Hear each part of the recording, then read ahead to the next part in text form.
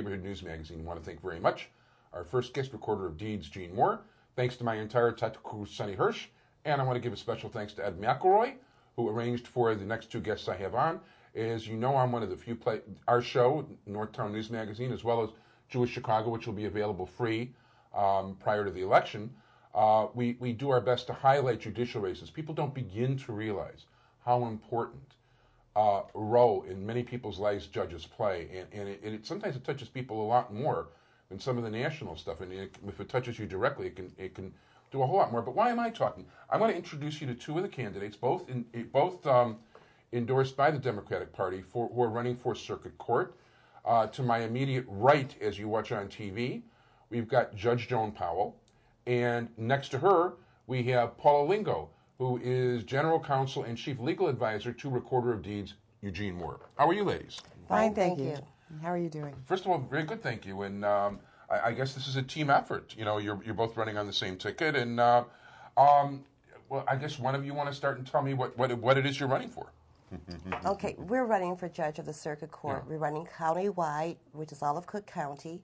And there's 9 candidates that were slated for Judge. And we're running as a team. May we name? Absolutely. No, Maybe. please. Okay, let me put on my glasses. Do you want to read them? Okay. Maybe I should point out while Paul is looking at that, Sure. We're not running against each other. We're running to fill vacancies created by judges who have retired or left the bench. So we're each running for a different slot. So people can vote for all 9 All of you. 9. We've all been slated by the party. We've all been found qualified by the bar groups, and we're running as a team, as Paul said. Cool. Okay, the first one is Michael Hyman, Marilyn Johnson, Maureen Ward Kirby, Jesse Reyes, myself, Paula Lingo, Loretta Higgins Wolfson, Thaddeus Wilson, Joan Powell, Okay. and Thomas Byrne. Very good. Now, you are a sitting judge right now. I am. Okay. And where do you serve right now? Right now, it's forcible entry detainer, which is, as most people call it, eviction court. It's in the 1st Municipal District. Oh, we had one of those across the street not that long ago, as a matter of fact. Yeah. It's a tough call, especially in, going into winter like this. But I started off in traffic. Most of the judges who are appointed or elected start off in traffic, and there's a good reason for that. You learn how to handle a call. You're dealing with hundreds of people a day. You make decisions quickly, fairly. You have to listen to both sides. You have trials, so you get a lot of experience all at once. And, in traffic court, there are the minor traffic tickets. That's the minor courtrooms, which are punishable by a fine only. Those are the ones that most people think of when they think of traffic court, like doing a rolling stop or speeding. And then there are the major courtrooms, which are the DUI rooms and driving while on drugs. And those, you have jury trials and bench trials. Those, of course, are much more serious with possible penalties of jail time. So you start from that, and then you get assigned out to different courtrooms after that.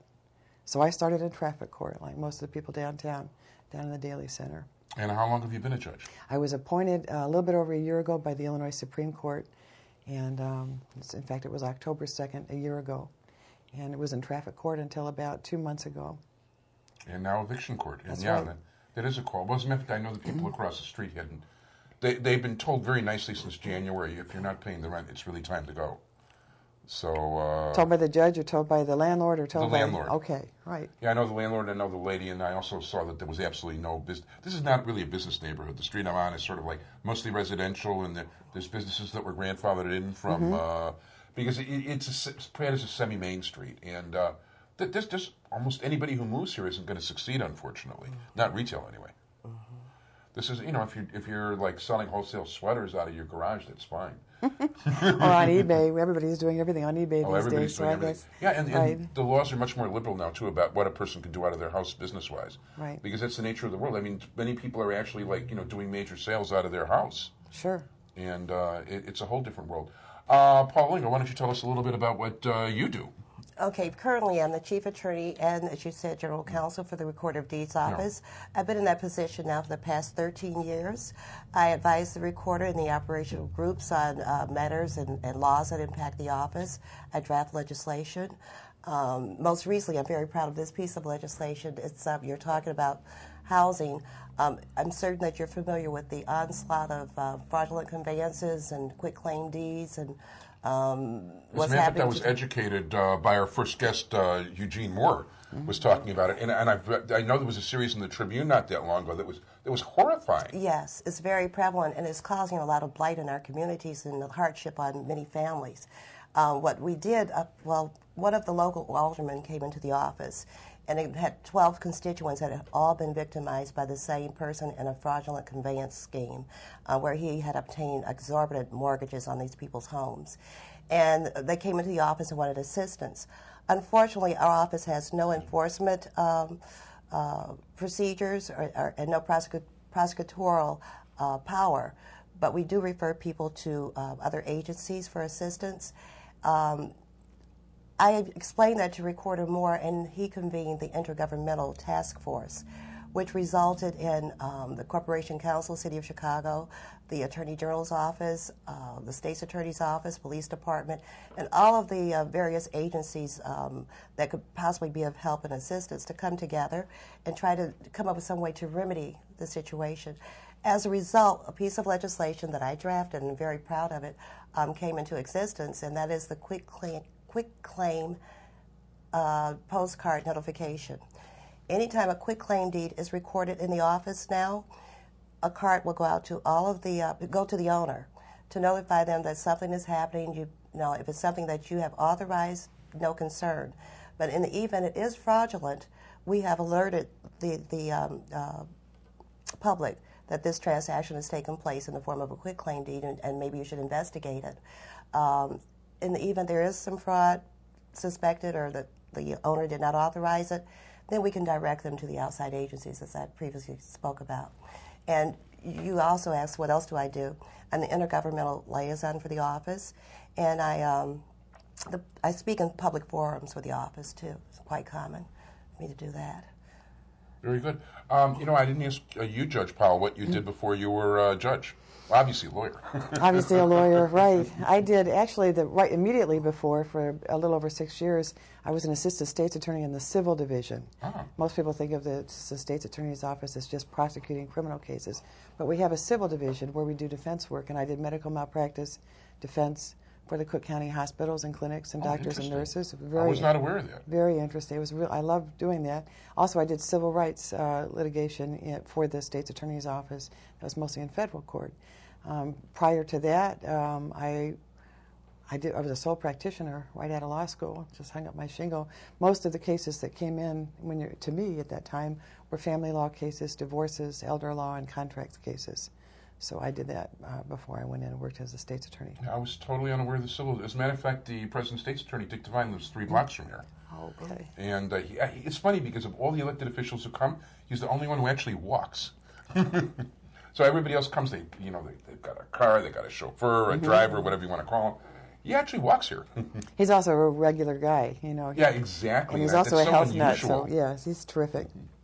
So yeah, he's a good neighbor too. As a matter of fact, Yeah. He's always involved. He's involved very much in Miss Recordy and other kind of charities around here. Yeah, he's a terrific fellow. Excuse me. So what goes on in circuit court? I mean, what kind of cases are heard in circuit court? I mean, there's probably a million different divisions there. There are, not a million, but there are a lot. Yeah.